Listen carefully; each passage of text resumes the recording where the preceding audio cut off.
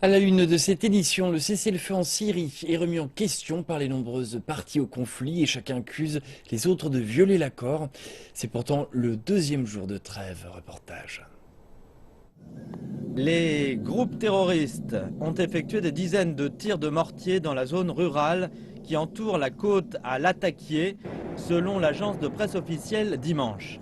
Elle ajoute que des bombardements ont eu lieu près de la frontière turque où les combattants d'Al-Nosra sont actifs. Mais les groupes d'opposition syrienne de Latakié disent le contraire, que le front n'a aucune présence dans la zone. Le groupe dit en revanche que les forces gouvernementales ont lancé des roquettes.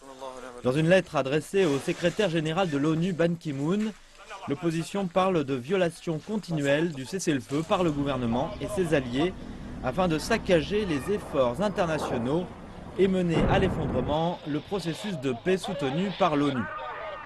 La Russie déclare dimanche que le cessez-le-feu a été violé 9 fois ces 24 dernières heures, parlant plus particulièrement d'une attaque sur la ville de Tal Abyad, à la frontière turque. La version turque de l'histoire est que l'organisation État islamique a attaqué et capturé la plupart de la ville de Tal Abyad à la frontière avec la Turquie dimanche, provoquant des représailles de la part de l'aviation américaine.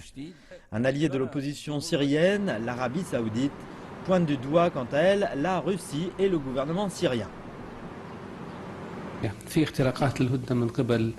Il y a eu des violations de la trêve par l'aviation russe et le régime.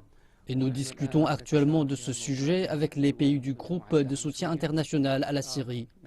Et je pense que cet engagement envers le cessez-le-feu sera un important indicateur du sérieux du régime syrien.